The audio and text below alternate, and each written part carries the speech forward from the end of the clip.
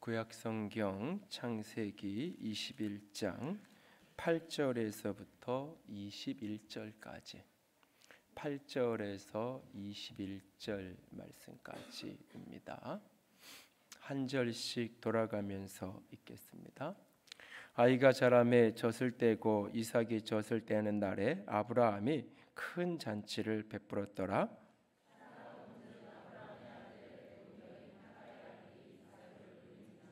그가 아브라함에게 이르되 이 여종과 그 아들을 내쫓으라. 이 종의 아들은 내 아들 이삭과 함께 기업을 얻지 못하리라 하므로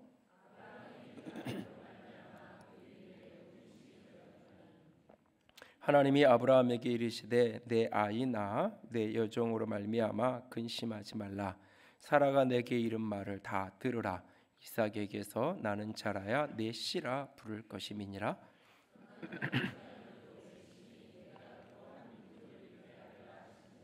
아브라함이 아침에 일찍 일어나 떡과 물 한 가죽 부대를 가져다가 하갈의 어깨에 메어주고 그 아이를 데리고 가게 하니 하갈이 나가서 부엘셰바 광야에서 방황하더니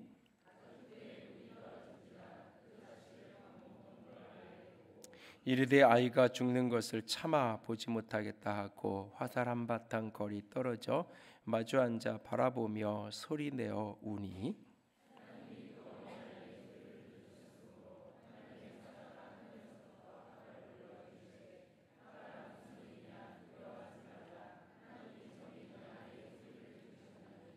일어나 아이를 일으켜 내 손으로 붙들라. 그가 큰 민족을 이루게 하리라 하시니라.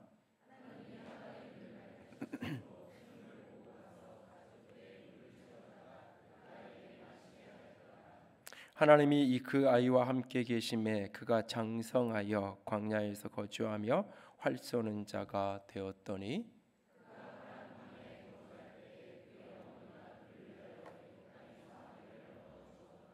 아멘. 기도합니다.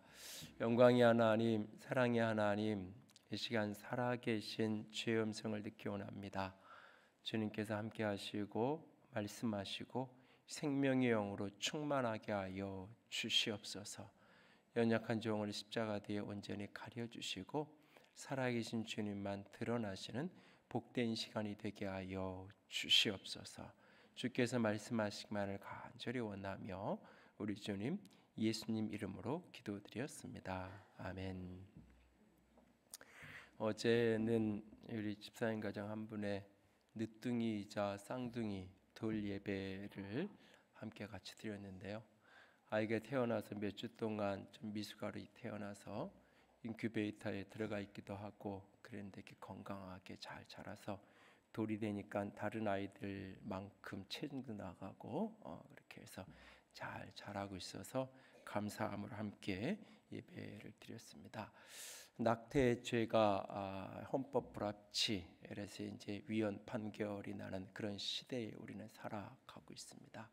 그런 기사를 보면서 여러 가지 생각을 하게 됩니다. 그 중에 하나는 어떤 환경에 있든 어떤 형편에 있든 산모든 그 산모의 자기 결정권을 가지고 아이를 낳는 결정을 할 수 있는 그런 공동체, 그렇게 태어난 아이가 충분히 행복을 누리면서 인생을 살아갈 수 있도록 그 생명권이 보장되어지고 보호되어지는 그런 사회 공동체가 되었으면 얼마나 좋을까.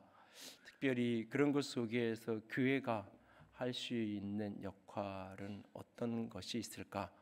어떤 형편과 어려움이 있다 할지라도 엄마는 아이를 낳을 수 있는 선택을 할 수 있고 그렇게 선택되어서 낳아진 아이들을 충분히 이 사회 속에서 보장받고 살 수 있는 그런 울타리가 될 수 있는 그런 어떤 교회 공동체의 역할은 무엇일까? 신문 기사를 보면서 곰곰이 좀 생각을 하면서 지혜를 달라고 기도를 하게 됩니다. 모든 인생은 출생은 축복이죠. 동시에 그 인생은 축복인 동시에 고통입니다. 어쩌면 사람이 살면서 육체적으로 경험할 수 있는 가장 극단적인 고통을 사실 사람은 출생의 순간 경험하게 되는 것 같아요. 4cm가 안 되는 그 산도를 뚫고 나와야 되는 그 고통.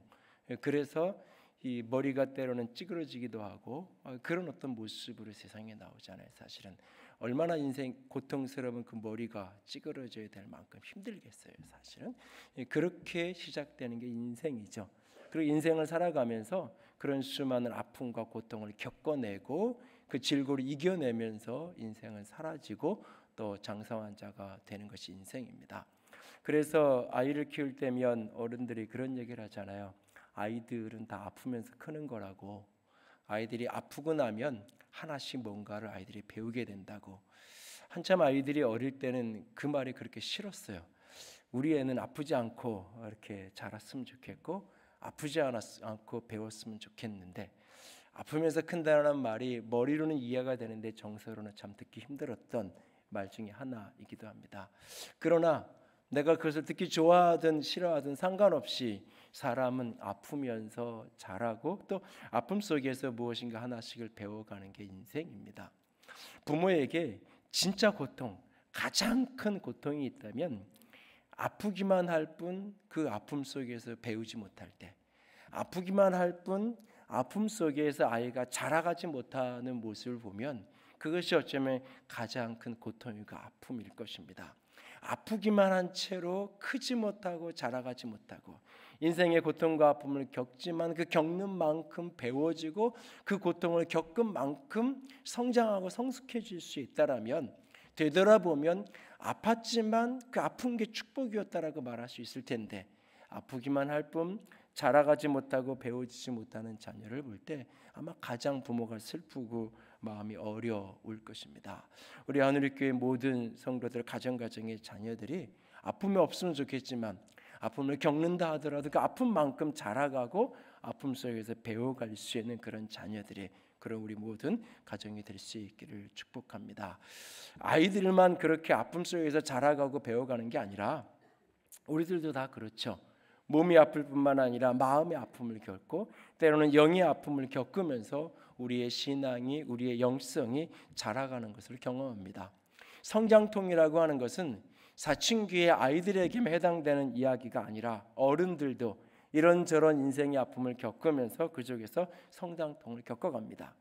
누군가는 아픔이 성장통이 되어서 아픈 만큼 자라고 아픈 만큼 성장하고 성숙하는 사람이 있습니다. 그런가 하면 또 어떤 사람은 아프기만 할 뿐 그 아픔이 상처가 되고 그 아픔이 고름이 되고 흔적이 되고 아픔이 될 뿐이고 그냥 그렇게 깊은 내면에 아픈 기억의 상처로만 남아질 뿐 그것이 성장통이 되지 못하는, 그래서 때는 신앙이 병들기도 하고 영이 잠들기도 하고 그런 모습을 종종 보기도 합니다. 어떻게 하면 피할 수 없는 인생의 아픔이 상처가 아닌 성장통이 될 수 있을까요? 인생의 아픔 속에서 우리가 꼭 배워야 하는 것들은 어떤 것들일까요?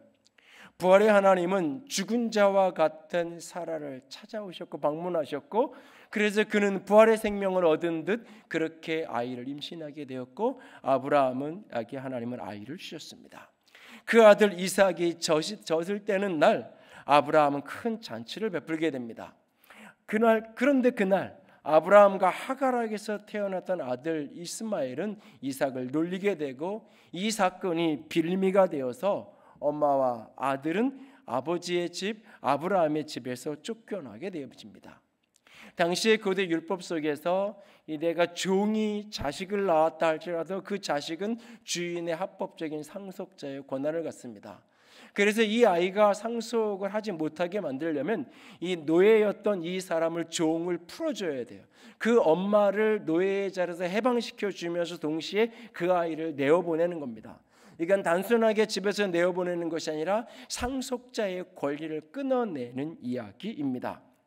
많은 그리스도인들이 갖고 있는 이스마엘에 대한 부정적 편견 때문에 이스마엘이 당하는 이 모든 일을 그냥 당연하다는 듯 우리는 스쳐 지나가며 본문을 읽게 됩니다. 그러나 당사자의 입장, 하갈이나 이스마엘의 처지에서 이 본문의 스토리를 곰곰이 읽어간다면 이 고통은 견딜 수 없는 아픔입니다. 씻을 수 없는 상처임에 틀림없습니다.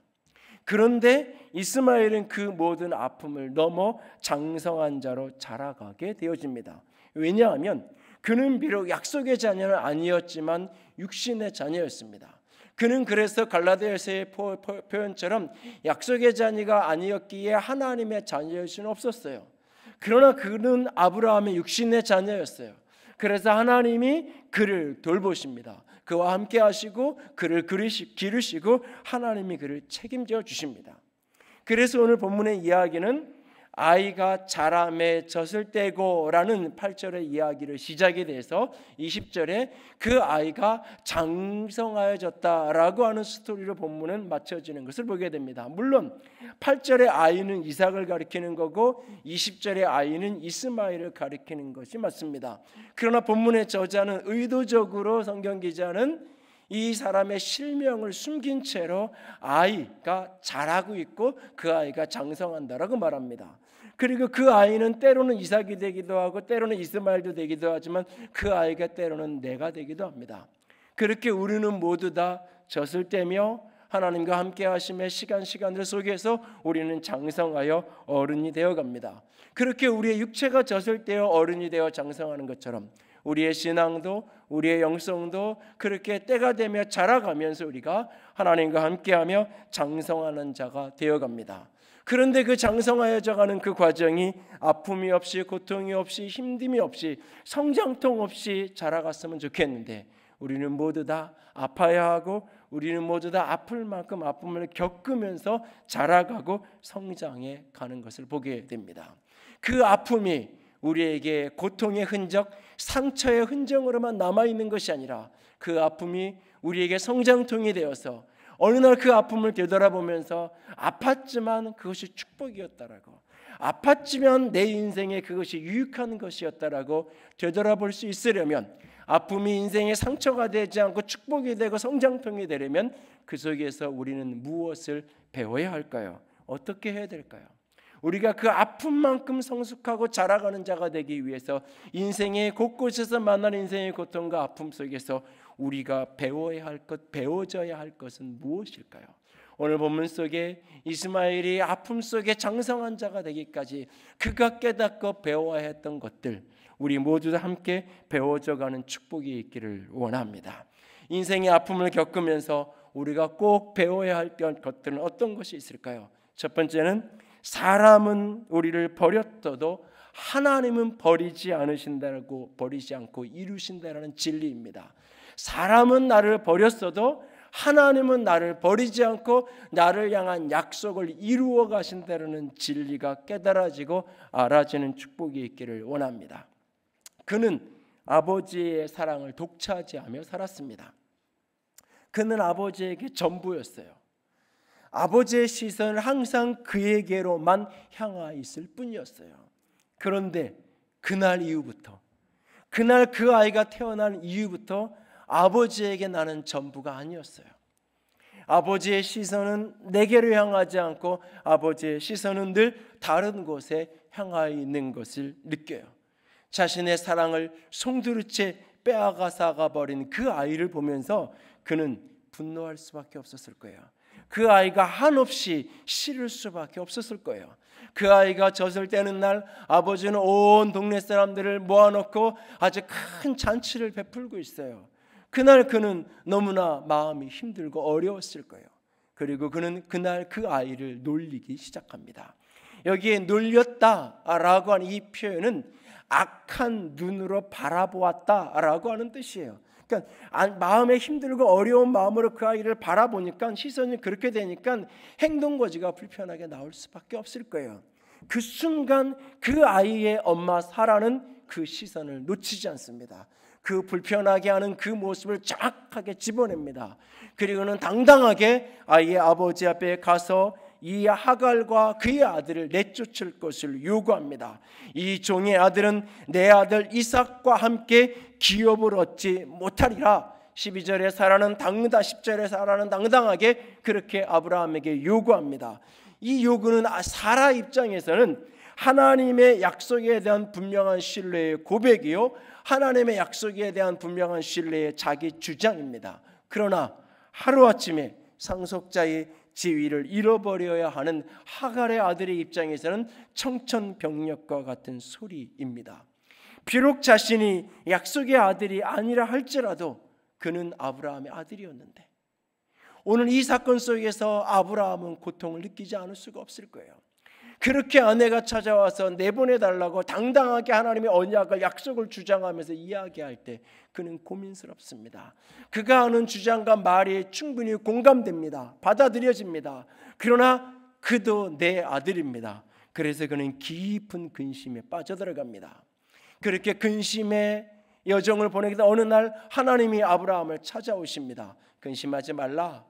그 아이 때문에 그리고 그 여종 때문에 걱정하지 말아라. 그리고 내 아내 사라가 너에게 말한 대로, 사라가 너에게 요구한 그대로 해주어라 라고 이야기합니다. 잠에서 깬 아브라함은 그렇게 아내가 요구한 대로, 사라가 요구한 대로 받아들입니다. 그래서 하루아침에 하갈과 그의 아들은 아버지 집, 자기 집에서 쫓겨나는 신세가 되었습니다. 오늘 이 사건에 대해서 특별히 하나님의 반응, 고민하고 있는 아브라함을 향한 하나님이 하셨던 말씀에 대한 구속사적인 신학적인 어떤 그 해석이나 설명에 대한 부분들은 다른 기회에 조금 더 여유 있게 이야기를 나눌 수 있는 기회를 좀 미뤄두시고요. 오늘 본문의 이야기를 이스마엘의 시선에서 조금 더 볼 수 있기로 합니다.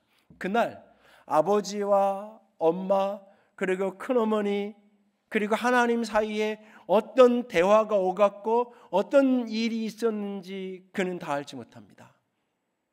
그가 느끼는 것은 엄마가 아침 일찍이 일어나서는 떡 한 덩이와 물 한 가죽 부대를 어깨에 메고는 집을 나섭니다. 그리고 아들의 10대였던 아들의 손을 잡고 나가자고 이야기합니다.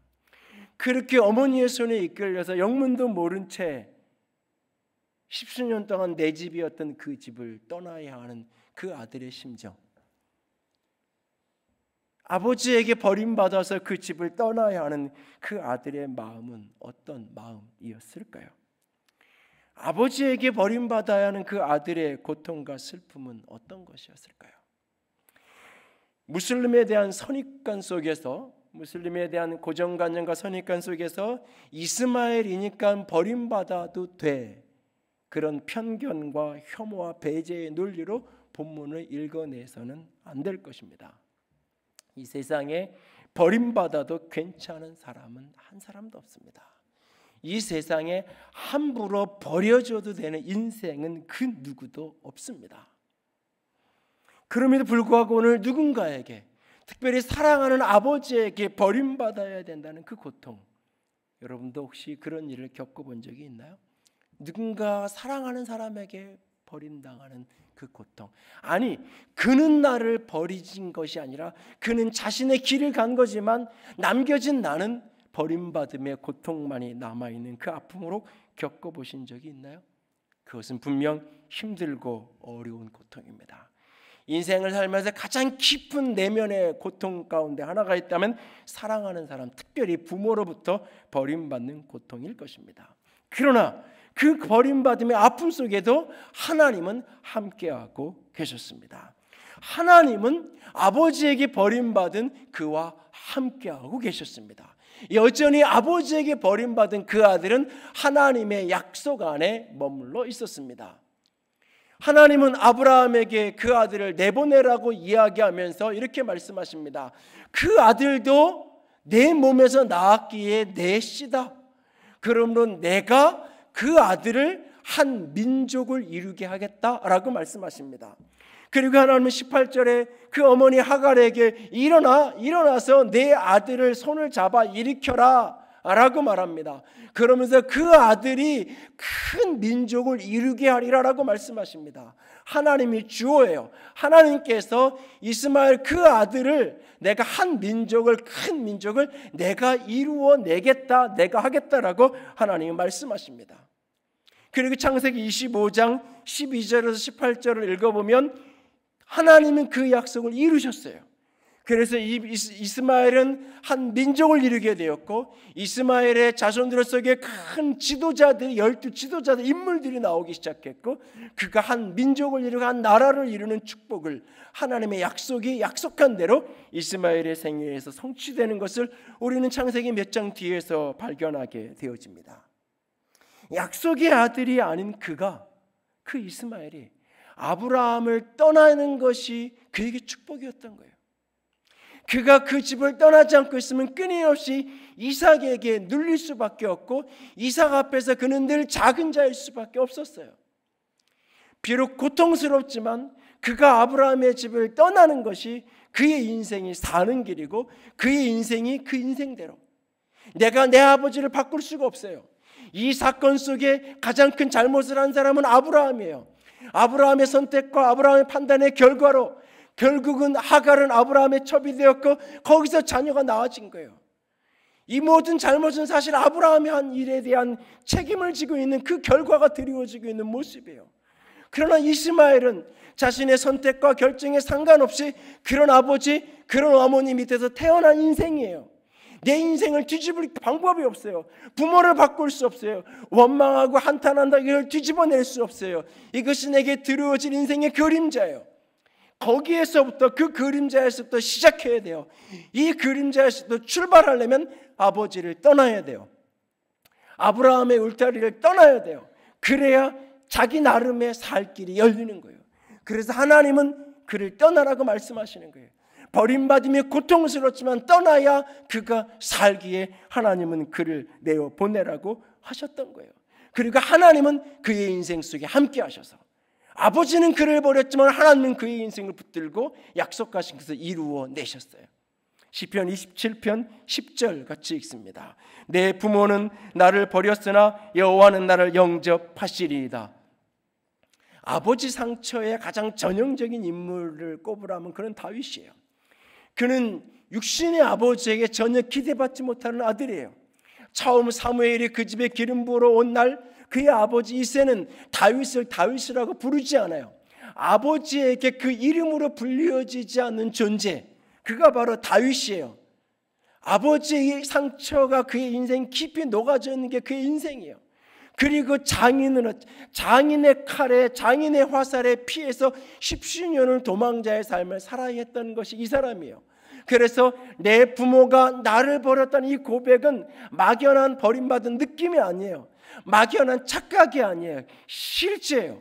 내 부모는 나를 버렸으나 그러나 하나님은 나를 영접하셨다라고 다윗이 고백하고 있어요. 오늘 동일한 고백을, 동일한 간증을 이스마엘이 하고 있는 거예요.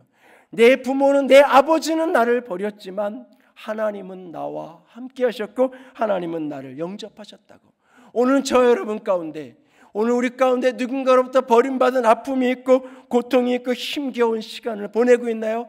그 속에서 깨닫게 될 수 있기 원합니다. 그 속에서 배워질 수 있기 원합니다. 사람은 나를 버리고 심지어는 부모는 나를 버릴 수 있다 할지라도 하나님은 나를 버리지 아니하십니다. 하나님은 내 인생 속에 여전히 함께 하셔서 내 인생을 향한 하나님의 약속을 이루어 가실 것입니다. 여러분, 태아에게 가장 안전하고 좋은 곳은 어머니의 모태예요. 그 속에서 나오는 것은 고통이에요. 4cm밖에 안 되는, 그 채 안 되는 그 산들을 뚫고 나오려면 자기 힘으로 나올 수가 없어요. 엄마가 밀어내야 돼요. 엄마가 그 태에서 나를 버려야 돼요. 그래야 내가 세상에 나올 수 있어요. 아이에게 탯줄은 생명줄이고 아이에게 탯줄은 전부예요. 그 탯줄이 끊어져야 아이가 생명을 유지하며 살아갈 수 있어요. 여러분들 아이들을 젖을 떼어본 경험이 있다면 젖을 떼는 날 부모는 가장 고통스러워요. 몸부림치며 우는 그 아이를 보면 내가 무슨 영화를 보겠다고 이 젖을 떼나, 그냥 그래서 그 밤을 못 새우고 다시 젖을 물리기도 하는 것이 부모의 심정이에요. 그런데 그 젖이 떼야 그가 밥을 먹고 그 아이가 빵을 먹고 떡을 먹고 그 아이가 장성한 자로 자라갈 수 있어요. 버려지는 것 같지만 버려지는 게 새로운 시작이에요. 버려지는 것 같지만 버려지는 게 아니에요. 나는 버림받았다고 느꼈지만 내 인생은 버려진 것이 아니에요. 부모는 나를 버렸지만 나는 하나님에게 버려진 인생이 아니에요. 하나님은 나를 붙들고 계시다는 사실이에요. 오늘 인생이 어떤 버림받으며 고통과 아픔의 씨름이 내 내면 깊은 곳에 있나요? 사랑하는 부모에게, 아니 버림받았다는 말조차 할 수 없는 가장 깊은 버림받음은 자녀에게 버림받는 고통이죠. 부모에게 버림받았을 때는 그래도 내가, 내 부모가 나를 버렸다라고라도 이야기할 수 있는데, 자식에게 버림받은 부모는 그 자식을 위해서 버림받은 사실조차 감추고 살아야 되는 게 때로는 부모예요. 이 내면 깊은 것에 그 아픔과 고통이 있나요? 기억할 수 있기 원합니다. 그 속에서 배울 수 있기 원합니다. 사람은 나를 버려도 하나님은 나를 버리지 아니하십니다. 그리고 하나님은 나를 향한 그 약속을 이루어 가십니다. 이스마엘은 오늘날 유태인뿐만 아니라 모든 기독교 세계에서 원수로 취급되는 사람 존재예요. 사람은 그를 버렸어요. 사람은 그를 버렸어요. 그러나 하나님은 그를 버리지 않았어요. 약속의 아들은 아니었지만 육신의 아들로 그 수준에 합당한 대접을 하셨고 그를 한 민족을 이루게 하셨던 것을 잊지 않기를 원합니다. 그날 마음이 너무 힘들고서 흔들리는 마음을 어쩔 수 없었던 날이 있었습니다. 목회자에게 가장 힘든 일은 성도들이 떠나가는 일을 경험하는 날입니다. 그날 때로 목회자는 버림받은 그 느낌 속에 슬픔과 외로움 또는 분노와 자책이 교차하는 깊은 수렁을 경험할 때가 있습니다. 이제 막 하늘교회 들어오셔서 가족이 되신 분들에겐 섭섭하게 들릴지 모르지만 10명의 새 가족이 그 한 명이 빈 이 목회자의 마음을 채울 수가 없습니다. 구멍난 그 빈 마음을 흔들리는 그 제대로 어떤 이별의 나눔도 갖지 못한 채로 그렇게 떠나가는 것을 볼 때 자기 가야 될 길을 가는 거예요. 이성으로 분명히 이해가 돼요. 그러나 남겨진 사람들은 아니 목회자는 때로 버림받은 느낌 속에 허탈감과 자책감이 밀려올 때가 있어요. 그래서 아무것도 하고 싶지 않고 그냥 다 놓아버리고 싶은 그런 날을 경험할 때가 있어요. 그러던 어느 날 디모데후서 4장이 나를 다시 일으켜 세웠던 때가 있었습니다. 디모데후서 4장 16절과 17절을 같이 읽습니다. 내가 처음 변명할 때에 나와 함께한 자가 하나도 없고 다 나를 버렸으나 그들에게 허물을 돌리지 않기를 원하노라. 주께서 내 곁에 서서 나에게 힘을 주심은 나로 말미암아 선포된 말씀이 온전히 전파되어 모든 이방인이 듣게 하려 하심이니 내가 사자의 입에서 건짐을 받았느니라. 아, 바울도 버림받았을 때가 있구나. 바울 곁에도 아무도 사람이 없었을 때가 있었구나. 그런데 그날 바울은 그들에게 허물을 돌리기를 원하지 않는다라고 말하고 있구나. 그리고 하나님은 그의 곁에 서 계셨구나. 그리고 그에게 힘을 주셨구나. 그가 사자굴 속에 던져진 그 순간 속에까지도 사자의 입에서까지도 하나님이 그를 그렇게 지켜주셨구나. 건져주셨구나. 이 말씀이 다시 나를 일으켜 세웠던 때가 있습니다. 여러분, 누군가에게 특별히 내가 사랑하고 내가 신뢰하고 내가 존중한 사람에게 버림받은 느낌이 나를 헤아릴 수 없는 외로움과 절망으로 밀어놓고 있는 그날에 그 고통 속에서 하늘의 하나님을 바라볼 수 있기를 원합니다. 사람은 나를 버려도 하나님은 나를 버리지 아니하십니다. 두 번째로 아픔 속에서 우리가 배워야 할 것은 길은 잃었어도 하나님은 잃지 않고 밝히신다라는 은혜입니다. 인생의 길을 잃었어도, 여러분들이 인생에 가야 할 길을 잃었어도 하나님은 나를 잃어버리지 않는다라는 진리입니다. 이른 아침 하갈은 떡과 물 한 가죽 부대를 어깨에 메고 아이의 손을 잡고 집을 떠나야 했습니다. 아마도 하갈은 애굽 출신이었기 때문에 고향인 애굽을 향한 곳으로 방향을 잡았을 거예요. 애굽을 향하여 내려가던 어느 만치 이스라엘 가나안 땅의 남쪽 끝 애굽으로 넘어가는 그 경계선에 있는 브엘세바에 이르게 됩니다. 그 브엘세바 광야 어느 만치에서 그들은 길을 잃었습니다. 광야에서 방황하더니라고 보면 14절을 아주 건조하게 표현합니다. 광야에서 방황하는 그 당사자에게 우리는 그냥 방황했나 보다 싶지만 그 당사자에게는 이것은 고통입니다. 절망이에요. 참혹한 아픔이에요. 인생의 길을 잃었어요. 그냥 육신적인 눈에 보이는 광야의 길을 잃어버린 거기에서 방황하는 그것을 넘어서서 인생의 꿈을 잃었어요. 아브라함의 상속자로서의 미래를 잃어버렸어요. 가야 될 길이 보이지 않아요. 그 와중에 가죽 부대에 담아온 물 한 부대까지 잃어버렸어요. 그것까지 다 사라졌어요. 하갈은 관목더미 덤불 아래 그 아들을 두고는 화살 한 바탕 정도 떨어진 거리, 화살 한번 쏘아서 갈 수 있는 거리, 대략 한 40-50m 떨어진 거리에 서서 그 아들을 바라보고 있습니다. 여기에 두었다라고 하는 이 표현은, 두었다는 이 표현은 그냥 물건을 이렇게 뒀다 이런 표현이기보다는 이것은 던졌다, 던져버렸다 이런 뉘앙스의 단어예요. 이게 10대의 소년이 집을 아버지에게 버림받고, 비록 엄마가 옆에 있다 할지라도 그 버림받은 고통 속에 그 광야를 헤매이다가 물까지 다 떨어지고 길을 잃고 살아야 될 이유도 모르겠고 목적도 모르겠고 부를 이름도 없는 그 처지의 아들이 지쳐서 쓰러진 거예요.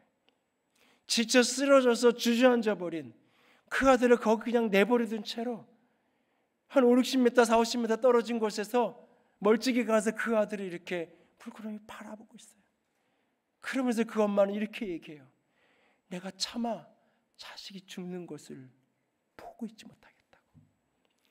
자식이 죽어가는데 그 죽어가는 자식을 위해서 해줄 수 있는 게 아무것도 없는 거야. 이 엄마가 지금 해줄 수 있는 게 아무것도 없네. 해줄 수 있는 건 죽어가진 자식을 옆에서 봐주는 거, 죽는 모습을 지켜봐주는 것 외에는 해줄 수 있는 게 아무것도 없는 거예요. 자식이 죽어가는 모습을 나는 도저히 못 보겠다라고 그가 절망하며 주저앉아 울고 있는 이 모습, 이 그림, 이 장면을 머릿속에 한번 여러분 상상을 해보세요. 인생의 길을 잃고 방황하고 있는 그 캄캄한 암흑 속에서 길을 잃어버리고 있는 그 모습, 육신의 삶이 죽음의 경각간에 있을 뿐만 아니라 인생의 내일이 비전이 다 사라져버린 그 절망 속에 주저앉아 있는 그 자식을 보는데 아무것도 해줄 수 있는 게 없는, 그냥 같이 죽어갈 수밖에 없는 그 부모의 심정, 그 자녀의 심정, 길을 다 잃어버린 그 처절한 절망의 그날. 한 달인가 전에, 지난달에 제가 설교하다가 우리 막내 이야기를 잠깐 인용을 한 적이 있어요. 아이가 경찰대를 가겠다 그러더니 회계사 하겠다고 그랬다 이런 얘기를 한 적이 있어요. 며칠 전에는 아빠 공대를 가야 되겠어 뭐 그러더라고요. 그러더니 뭐 이렇게 방송 엔지니어 이런 걸 해보고 싶다고. 야, 우리 교회 그 기계공학과 나온 그 여자 청년이 있는데 절대 너를 거기 보내면 안 된다 그러더라.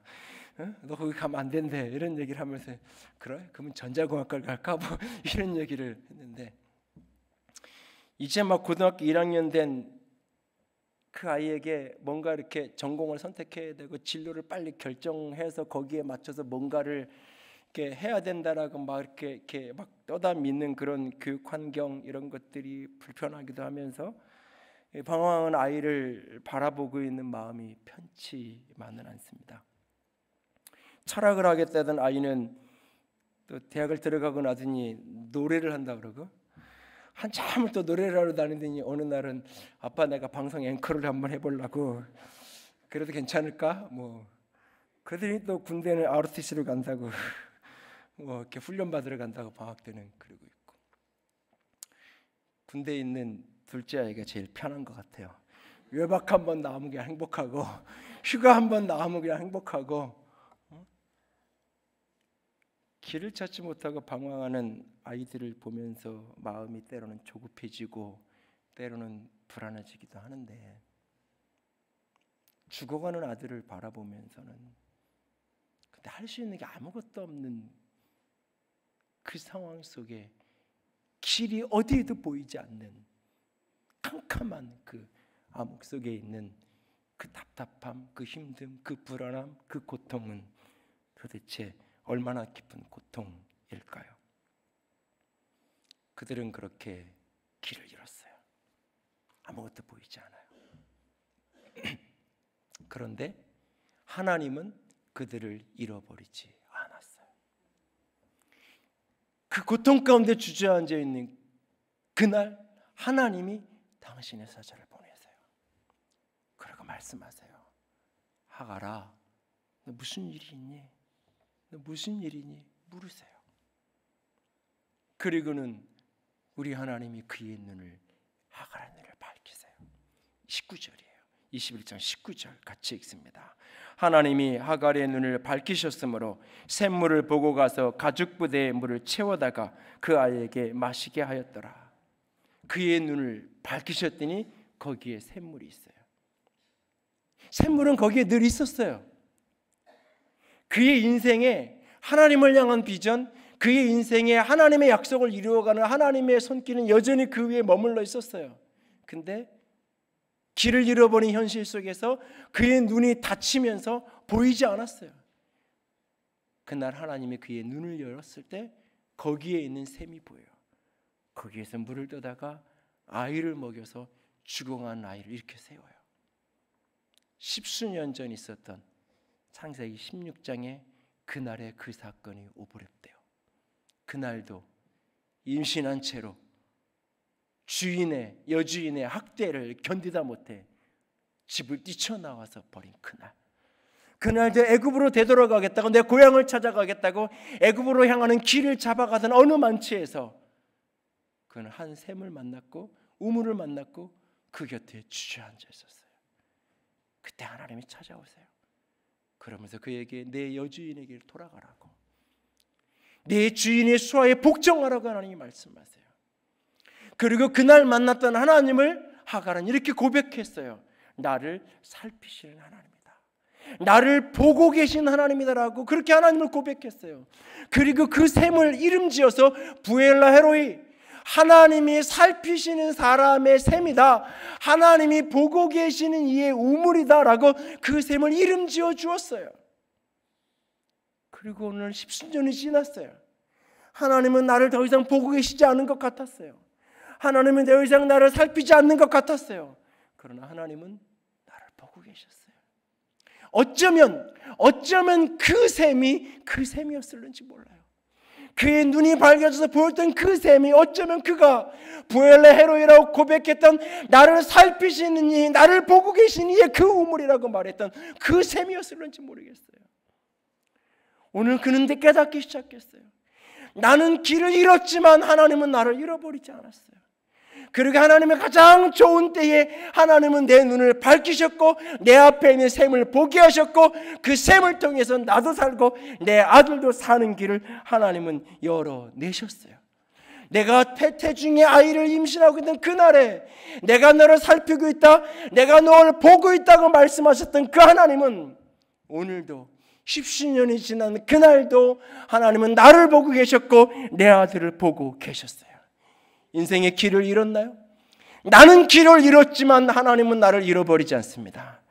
나는 길을 잃어버려서 방황하고 나는 길을 잃어 내 미래가 보이지 않지만 하나님은 나를 향한 비전을 잃어버리지 않습니다.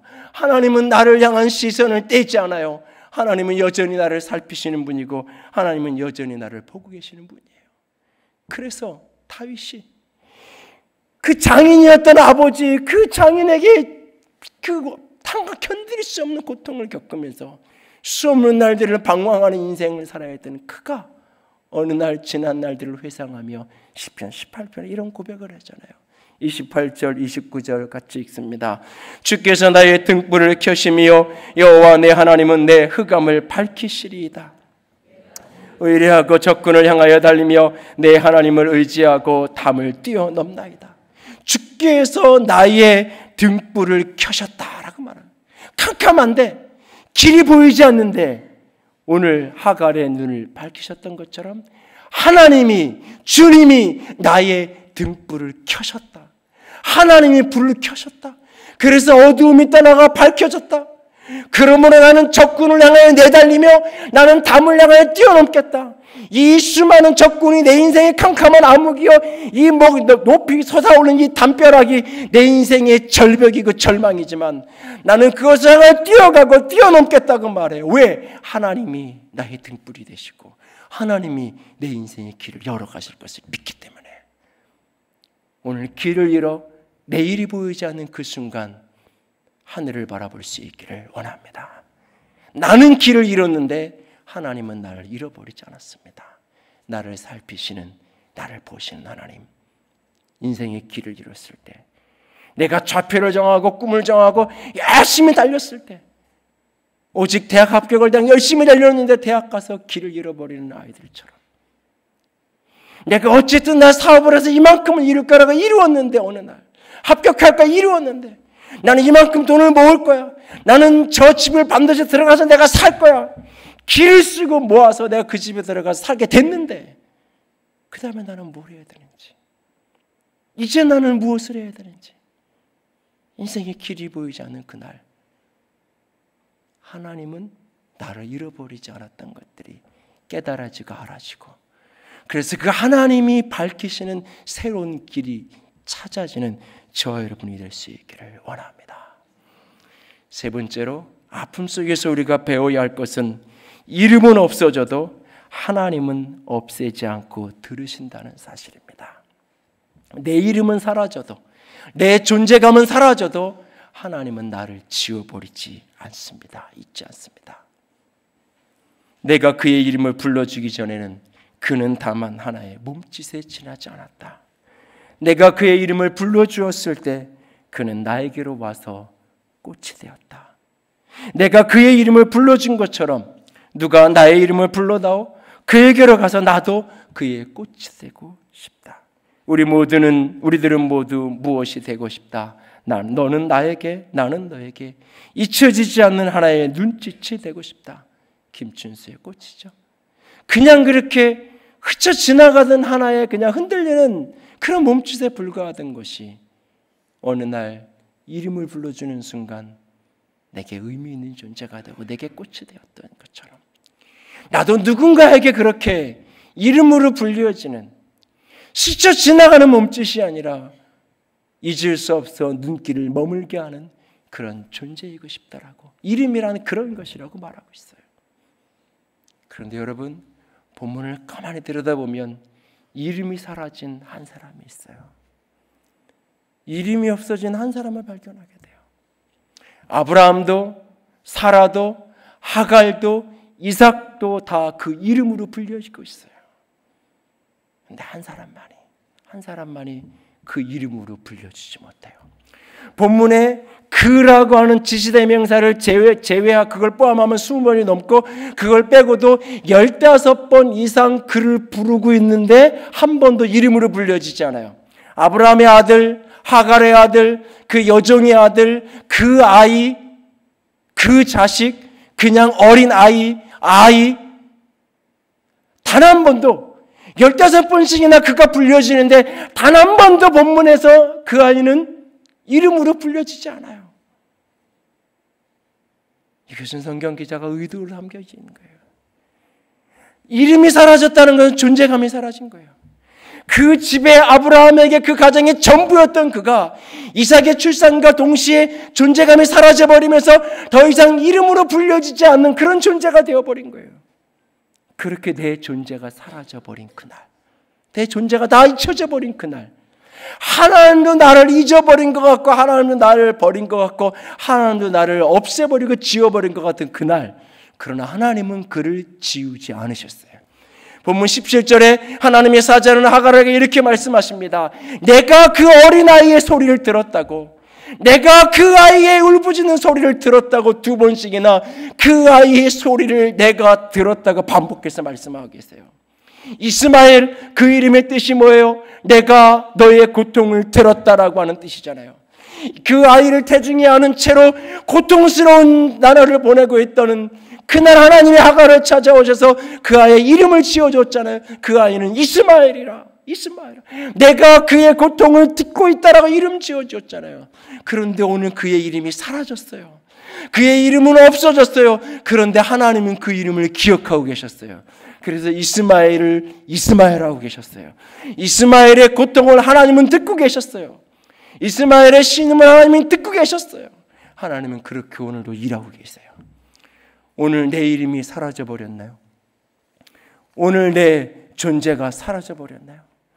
오늘 내 이름은 사라지고 내 존재는 사라져버렸고, 나는 그냥 밥해주는 아줌마가 되었고, 나는 그렇게 그냥 아이들 뒤치다거리하는 그런 존재가 되었고, 내 존재는 다 사라졌고 한 달에 몇백만 원 그냥 통장으로 돈 입금시켜줘야 되는 그런 존재, 그거 하지 못하면 더 이상 살아야 될 가치도 없는 그런 존재.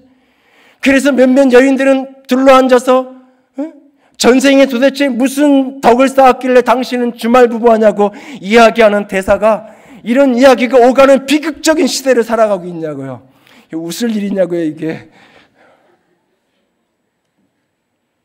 나라는 존재감이 가정에서, 교회에서, 내 일터에서 내 존재감이 그냥 사라져버리면 나보다 적게 급여를 줄 수 있는 또 다른 사람 뽑아다 그 다음날 쓰면 되는 그런 존재, 잊혀져도 잊혀진 줄조차 모르는 그런 존재가 되어버렸고, 교회에서도 내 자리가 사라져도, 내가 없어져도 누군가가 와서 그 자리를 채울 뿐이고, 내가 떠나든지 있든지 아무도 상관 쓰지 않는 나는 그런 존재, 있으나 마나 하는 존재, 그렇게 이름이 다 사라져버린 존재. 어느 날 문득 나는 뭐 하는 거지? 내 인생은 뭐지? 나는 무엇을 위해서 하는 거지? 내 존재는, 내 이름은, 엄마라는 이름, 아빠라는 이름은 남아있지만 내 이름 석자는 다 사라져버린, 나는 무엇을 하고 산 거지? 하나님도 나를 잊었나? 하나님도 당신의 비전, 당신의 꿈의 리스트에서 나라는 사람을 그냥 지워버렸나? 나는 그렇게 역사의 한 부속품일 뿐인가? 밀려드는 인생의 무의미함 속에서, 무력함 속에서 기억하십시오. 하나님은 나를 지우지 않습니다. 하나님은 나를 없애지 않습니다. 사람은 이스마엘을 지워버렸지만, 오늘 본문 속에 이스마엘은 그 이름으로 불려지지 못한 존재가 되었지만, 하나님은 그 이름을 기억하셨고 이스마엘을 이스마엘 하셨어요. 인생이 어떤 아픔을 겪든지 그 속에서 배울 수 있는 저 여러분이 될 수 있기를 원합니다. 사람에게 버림받았나요? 버리지 않는 하나님을 만나는 축복이 열리기 바랍니다. 인생의 길을 잃었나요? 그 막막하게 닫힌 그 길 앞에서 하나님이 여시는 길이 보여지는 축복이 있기를 원합니다. 내 존재가 사라지고 내 이름이 없어진 그날에 여전히 나를 아들로 기억하고 여전히 나를 이름으로 기억하신다 하신, 그 손바닥에 새겨서 내가 너를 잊지 않는다고 하신 그 하나님의 기억하심으로 다시 일어설 수 있기를 원합니다. 벌써 20여 년이 다 돼가는 것 같네요. 수술실 앞에서 태어난 지 48시간이 막 지나간 그 아이를, 피덩이 같은 아이를 응급수술대 위에 올려놓고, 늦은 시간 퇴근했던 의사 선생님들이 뛰어오고 응급수술대 위에 그 아이를 집어넣고 수술실 밖 벽 앞에 서서 그 아이를 위해서 모든 걸 하고 싶은데 아무것도 할 수 없는 그 아버지의 그 얼굴, 그 뒷모습을 나는 평생 잊지 못해요. 어쩌면 아브라함도 그날 그랬을 거예요.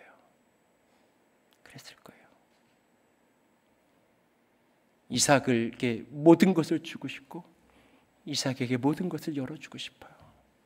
그러나 내 한 선택, 이스마엘에게 모든 것을 하고 싶어요. 그러나 내가 한 선택, 그 결과로 결국은 이스마엘이 그렇게 보내질 수밖에 없어요. 같이 있으면서는 도저히 살 수 없어요. 깨어지는 게, 떨어지는 게 모두를 살리는 길인 걸 아브라함은 알아요. 그래서 그는 아들을 내어버려요. 그러나 그건 버린 게 아니에요. 하나님께 맡긴 거예요. 하나님께 맡긴 거예요. 누군가가 여러분을 버렸고 누군가가 여러분을 잃었다면 어쩌면 그것은 버린 게 아닐런지 몰라요. 그 순간 그는 나를 하나님께 맡긴 것으로 믿음으로 받을 수 있기를 원합니다. 그리고 나를 받으신 그 하나님이 버리지 않으시고 잃어버리지 않고 잊지 않고 없애지 않은 그 하나님이 나를 향한 하나님의 꿈을, 하나님의 소망을 이루어 내실 것입니다. 그 하나님을 만나고 붙들 수 있는 우리가 될 수 있기를, 아픔이 상처가 되지 않고 축복이 되고 성장통이 되는 저 여러분의 인생이 될 수 있기를 주님의 이름으로 부탁을 드립니다. 함께 찬양합시다.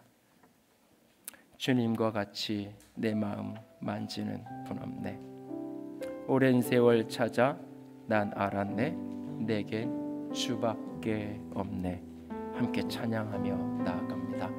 주님과 같이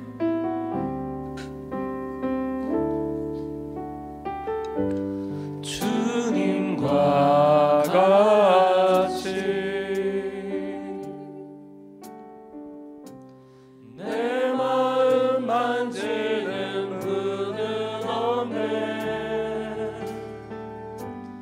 오랜 세월 찾아 난 알았네. 내겐 주밖에 없네. 주 자비 강같이 흐르고 주 손길 치료하네.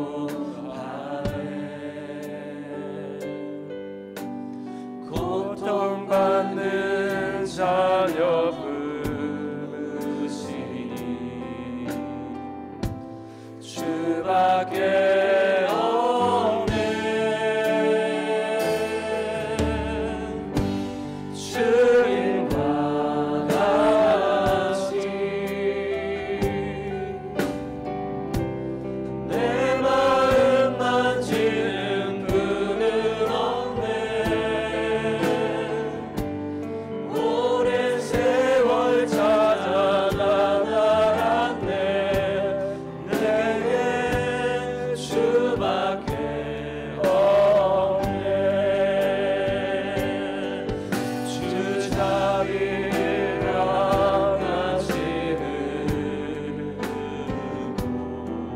주 손길 치료하네.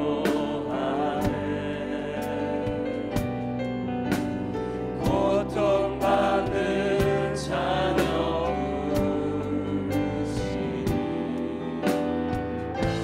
주밖에 없네. 주님과 같이 내 마음 만지는 분은 없네. 오랜 세월 찾아 난 알았네. 내게 주밖에 없네.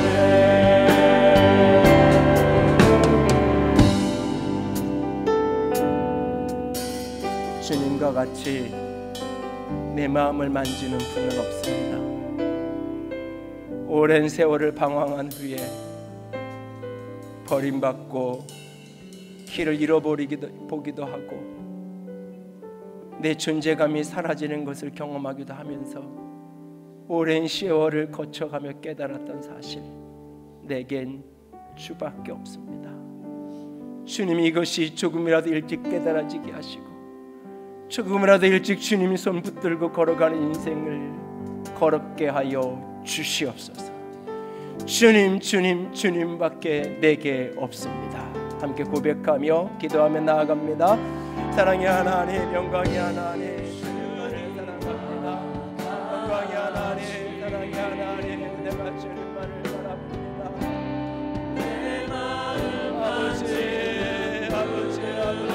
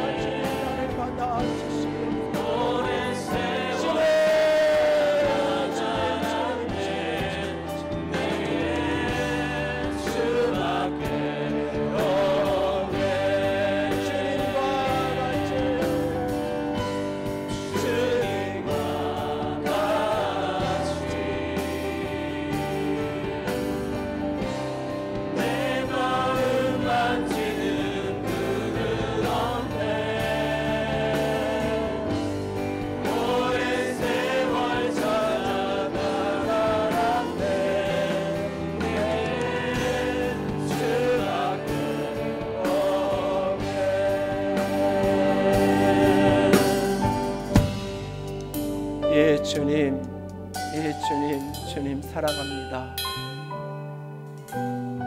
주님밖에 없습니다.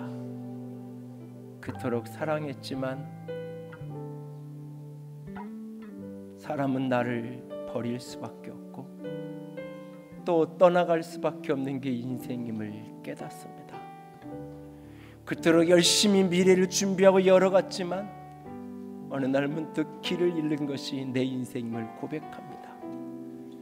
나는 영원히 내 존재감을 잃지 않을 것 같았지만 잃어버리는 것이 내 인생임을 고백합니다. 아버지, 나를 도와 주시옵소서. 하나님, 당신만이 선하신 분임을 믿습니다. 주님, 주님만을 붙들기로 작정합니다. 주님, 우리를 도와 주시옵소서.